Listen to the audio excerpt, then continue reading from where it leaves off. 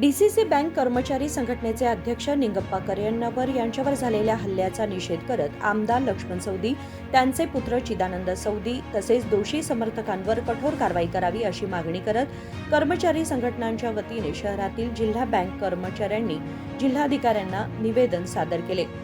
शहरातील DCC bank कार्यालयापासून Sangoli Raina चौक मार्गे जिल्हाधिकारी कार्यालयापर्यंत भव्य मोर्चा काढण्यात आला। या मोर्चा दरम्यान आंदोलकांनी रस्त्यावर आमदार लक्ष्मण सौदी व त्यांचे पुत्र चिदानंद सौदी यांच्या विरोधात जोरदार घोषणाबाजी केली। बीडीसीसी बँक कर्मचारी संघटनेचे अध्यक्ष निंगप्पा करियण्णवर यांच्यासह आणखी 2 कर्मचाऱ्यांवर झालेला हल्ला निंदनीय असून या प्रकरणाची पारदर्शक चौकशी व्हावी, तसेच आमदार लक्ष्मण सौदी, त्यांचे पुत्र चिदानंद सौदी आणि दोषी समर्थकांना तात्काळ अटक करण्यात यावी अशी मागणी आंदोलकांनी केली। ದಿವಸ ನಾವು ಈ ಹೋರಾಟವನ್ನು ಮೊನ್ನೆ ನಡೆದಂಥ ಅಥಣಿಯಲ್ಲಿ ನಮ್ಮ ನೌಕರರ ಒಕ್ಕೂಟದ ಅಧ್ಯಕ್ಷರ ಮೇಲೆ ಮಾರಣಾಂತಿಕ ಹಲ್ಲೆ ನಡೆದಿದೆ। ಇದುವರೆಗೂ ಯಾವುದೇ ರೀತಿಯಾದಂಥ ಸ್ಪಂದನೆ ಸಿಕ್ಕಿಲ್ಲ ಸೌದಿಯವರಿಂದ। ಸೌದಿಯವರು ನಮ್ಮ ಬ್ಯಾಂಕಿನ ನಿರ್ದೇಶಕರಾಗಿದ್ದರೂ ಸಹಿತ ಯಾವುದೇ ರೀತಿಯಾದ ಕಾಳಜಿ ಇಲ್ಲದೆ ಅಮಾನ್ಯತೆಯನ್ನು ಮೆರೆದಿದ್ದಾರೆ। ಯಾಕಂದರೆ ಅವ್ರ ಮನೆ ಮುಂದೆ ಘಟನೆ ಆಗಿದೆ, ಅವರಿಗೆ ಯಾವುದೇ ರೀತಿಯಾದ ಚಿಕಿತ್ಸೆ ಕೊಡುವಂಥ ಒಂದು ಮಾನವೀಯತೆಯೂ ಇರಲಿಲ್ಲ। ಅವರು ಸರ್ಕಾರಿ ಆಸ್ಪತ್ರೆಗೆ ಹೋದರೂ ಅವರಿಗೆ ಡಾಕ್ಟ್ರಿಗೆ ಇನ್ಸ್ಟ್ರಕ್ಷನ್ ಕೊಡ್ತಾರೆ, ಬೇರೆ ರೀತಿ ಮಾಡಿರಿ ರಿಪೋರ್ಟ್ ಅಂತೇಳಿ।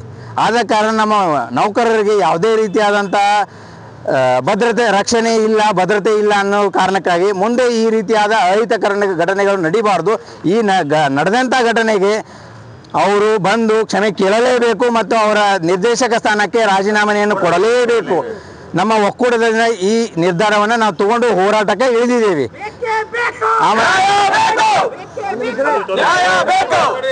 ಈ ಹೋರಾಟವನ್ನು ನಾವು 50-50 ಆಗಿ ಹೋರಾಟ ಮಾಡ್ತೇವೆ। 50-50 ಅಂದರೆ 50% ಜನ ನಮ್ಮ ಬ್ಯಾಂಕಿನಲ್ಲಿ ಕೆಲಸ ಮಾಡ್ತಾ ಇದ್ದಾರೆ, 50% ಜನ ಹೋರಾಟಕ್ಕೆ ಬಂದಿದ್ದೀವಿ। ನಾವು ಈ ಬ್ಯಾಂಕಿನಲ್ಲಿ ಯಾಕೆ ಕೆಲಸ ಮಾಡ್ತಾ ಇದ್ದಾರೆ ಅಂತ ನಮ್ಮ ಜಿಲ್ಲೆಯ ರೈತರಿಗೆ ಯಾವುದೇ ರೀತಿಯಾದ ಅನಾನುಕೂಲತೆಗಳು ಆಗಬಾರ್ದು ಅನ್ನೋ ಒಂದು ಕಾರಣದಿಂದ ಈ ರೀತಿಯಾಗಿ ನಮ್ಮ ಹೋರಾಟದ ರೂಪರೇಷೆಗಳನ್ನು ಮಾಡ್ಕೊಂಡಿದ್ದೀವಿ। ಇವತ್ತು ನಾವು ಲೆಟರ್ ಕೊಡ್ತಾ ಇದ್ದೀವಿ SP ಅವರಿಗೆ, ಏನಂತ ಆಲ್ರೆಡಿ FIR ಆಗಿದೆ, ಅಥಣಿ ಪೊಲೀಸ್ ಸ್ಟೇಷನಲ್ಲಿ FIR ಆಗಿದೆ। ಜಿಲ್ಲಾಧಿಕಾರಿಗಳಿಗೂ ನಾವು ಮನವಿಯನ್ನು ಕೊಡ್ತಾ ಇದ್ದೀವಿ, ಏನಂತ ಆ FIR ಏನಾಗಿದೆ ಅದನ್ನು ಯಾವುದೇ ರೀತಿಯಾದ ರಾಜಕೀಯ ಒತ್ತಡಕ್ಕೆ ಒಳಗಾಗದೆ ಯಾವುದೇ ಅವರು ಪಾರದರ್ಶಕತೆಯಿಂದ ಅವರ ಎನ್ಕ್ವೈರಿ ಮಾಡಬೇಕಂತೇಳಿ ನಮ್ಮ ಹೋರಾಟ ಇದೆ। ಯಾಕಂತಂದರೆ ಅವರು ರಾಜ್ಯದಲ್ಲಿ ರಾಜಕೀಯ ಒತ್ತಡ ಬಂದೇ ಬರುತ್ತೆ, ಯಾಕಂದರೆ ಅವರು ಪ್ರಭಾವಿ ರಾಜಕಾರಣಿ ಇರೋದ್ರಿಂದ ಪೊಲೀಸ್ ಅಧಿಕಾರಿಗಳ ಮೇಲೆ ಅವರು ಪ್ರಭಾವವನ್ನು ಬೀರ್ತಾರೆ। ಆದ ಕಾರಣ ನಮ್ಮ ನ್ಯಾಯಯುತವಾಗಿ ನ್ಯಾಯ ಸಿಗಬೇಕು। ನಮ್ಮ ಅಧ್ಯಕ್ಷರಿಗೆ ಏನು ಅನ್ಯಾಯ ಆಗೈತಿ, ಮಾರಣಾಂತಿಕ ಹಲ್ಲೆ ಆಗೈತಿ, ನಮ್ಮ ಅಧ್ಯಕ್ಷರು ಹಾಗೂ ನಮ್ಮ ಪದಾಧಿಕಾರಿಗಳು ಹಲ್ಲೆ ಆಗೈತಿ। ಅವರು ಹೇಳ್ತಾ ಇದ್ದಾರೆ ನಾ ಮಾಡಿಲ್ಲ, ಹೊರಗಿನವ್ರು ಮಾಡಿದ್ದಾರೆ ಅಂತೇಳಿ। ಅವ್ರ ಮನೆಯಲ್ಲಿ CC ಕ್ಯಾಮ್ರಾ ಫುಟೇಜ್ ಇದ್ದಾವೆ। ಅವರು ಮೊನ್ನೆ ನಾವು ಅಥಣಿಗೆ ಹೋಗಿ ನಾವು ಅಲ್ಲಿ ಅಥಣಿ ಸರ್ಕಲ್ ಧರಣಿ ಮಾಡಿ ಬಂದ್ವಿ। ಅವರು ಅವತ್ತು ಸಾಯಂಕಾಲ ಅವರ ಕಾರ್ಯಕರ್ತರನ್ನು ಕರೆದು ಸಭೆ ಮಾಡಿದ್ದಾರೆ। ಆ ಸಭೆಯಲ್ಲಿ ಕೆಲವೊಂದು ಸುಳ್ಳು ಮಾಹಿತಿಗಳನ್ನ ಹೇಳಿದ್ದಾರೆ। ಆ ಸುಳ್ಳು ಮಾಹಿತಿಗಳಿಗೆ ನಮಗೆ ಆಧಾರ, ಅವ್ರ ಕಡೆ ಆಧಾರ ಇಲ್ಲ, ನಮ್ಮ ಕಡೆ ಆಧಾರ ಅದಾವೆ। ಅವ್ರು ಏನು ಮಾಡಿದಾರೋ ನಮ್ಮ ಕಡೆ ಆಧಾರ ಅದಾವೆ। ಇವತ್ತು ನಾವು ಇಷ್ಟ ಹೋರಾಟ ಮಾಡಿ ಅವರಿಗೆ 7 ದಿನ ಕಾಲಾವಕಾಶ ಕೊಡ್ತಾ ಇದ್ದೀವಿ। ಅವರು 12ನೇ ತಾರೀಕು ಒಳಗೆ ನಮ್ಮ ಬ್ಯಾಂಕಿಗೆ ಬಂದು ಅವ್ರು ಏನೇನು ನಮಗೆ ಸುಳ್ಳು ಆರೋಪ ಮಾಡಿದ್ದಾರೆ ಅದನ್ನು ನಿಮ್ಮ ಮುಂದೆ ನಾವು ಬರ್ತೇವೆ, ಅವರು ಬರಲಿ, ಯಾರು ನಿಜ ಅಂತ ನೀವೇ ನಿರ್ಧರಿಸ್ರಿ, ಗೊತ್ತಾಗಲಿ, ಎಲ್ಲ ರಾಜ್ಯದ ಜನತೆಗೂ ಗೊತ್ತಾಗಲಿ ಮತ್ತು ಅಥಣಿ ಜನತೆಗೂ ಗೊತ್ತಾಗಲಿ ಯಾರು ನಿಜ ಹೇಳಿದ್ದಾರೆ, ಯಾರು ಸುಳ್ಳು ಹೇಳಿದ್ದಾರೆ। ನಮ್ಮ ಅಧ್ಯಕ್ಷರ ಮೇಲೆ ಅಪವಾದನೂ ಹಾಕಿದ್ದಾರೆ, ಅವರು ಬರಲಿ, ಯಾರು ತಪ್ಪು ಮಾಡಿದ್ದಾರೆ ಅಂತ ಅವ್ರಿಗೆ ಶಿಕ್ಷೆ ಆಗಲಿ, ನಮ್ದೇನೂ ಇಲ್ಲ।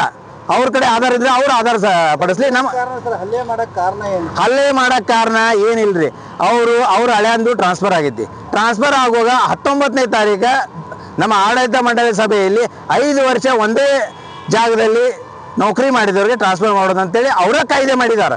ಅವರೇ ಕಾಯ್ದೆ ಮಾಡಿದ್ದಕ್ಕೆ ಅದನ್ನು ನಾವು ಒಕ್ಕೂಟದವರು ಕೈವಾಡ ಐತೆ ಅಂತೇಳಿ ಎಬ್ಬಿಸಿ ಅವ್ರ ಮನೆಗೆ ಮಾತಾಡೋಕೆ ಕರೆಸಿ ಬರೆದಿದ್ದಾರೆ। ಯಾರು ಸರ್ ಅವರು? ನಂದೇಶ್ವರ್, ಶಂಕರ್ ನಂದೇಶ್ವರ್ ಅಂತೇಳಿ। ಆಮೇಲೆ ಇದ್ರ ಜೊತೆಗೆ ಅವರು ಕೆಲವೊಂದು ನಮ್ಮ ಸಿಬ್ಬಂದಿಗಳನ್ನು ಕರೆಸಿಬಿಟ್ಟು ಅವ್ರ ಕಡೆನೂ ಒಂದು ಪ್ರೆಸ್ ಮೀಟ್ ಮಾಡಿದ್ದಾರೆ। ಅವ್ರು ಏನು ಪ್ರೆಸ್ ಮೀಟ್ ಮಾಡಿದಾರ ಅವ್ರನ್ನೂ ಕರೆಸ್ರಿ, ಅವರು ನಿಜನೋ ನಾವು ನಿಜನೋ ಗೊತ್ತಾಗುತ್ತೆ। ಅವರು ಬ್ಯಾಂಕಿನಲ್ಲಿ ಎಷ್ಟೋ ಅಪವಾದಗಳನ್ನ ಮಾಡಿದ್ದಾರೆ, ಖರೆ ಸೌದಿ ಅವ್ರು ಉಳಿಸಿದ್ದಕ್ಕೆ ಅವ್ರಿಗೆ ನಿನ್ನೆ ಪ್ರೆಸ್ ಮೀಟ್ ಮಾಡಿದ್ದಾರೆ। ಫೈನಲಿ ಏನ್ ಡಿಮಾಂಡ್ ಸರ್ ನಿಮ್ಗೆ? ಡಿಮ್ಯಾಂಡ್ ಅಂದ್ರೆ ಅವ್ರು ಬರಬೇಕು, ಕ್ಷಮೆ ಕೇಳಬೇಕು, ರಾಜೀನಾಮೆ ಕೊಡಬೇಕು.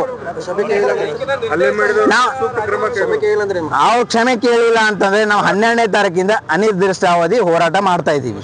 ಮತ್ತು ರಾಜ್ಯದ ಜಿಲ್ಲೆಯ ಎಲ್ಲ ರೈತರಿಗೂ ಒಂದು ಮನವಿ ಕೊಡ್ತೀವಿ, ನಿಮ್ಗೆ ಯಾವುದೇ ರೀತಿಯಾದ ಅನಾನುಕೂಲತೆ ಮಾಡಬೇಕನ್ನೋ ನಮ್ಮ ಉದ್ದೇಶ ಇಲ್ಲ.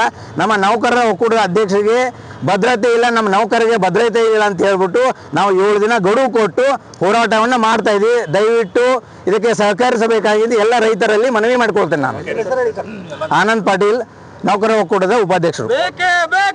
हा हल्ला आमदार सौदी यांच्या निवासस्थानीच घडल्याने सत्य हरिश्चंद्र असल्याचा दावा करणाऱ्या सौदी यांनी त्यांच्या घरातील सीसीटीव्ही फुटेज सार्वजनिक करावे अशी जोरदार मागणी आंदोलकांनी केली आहे.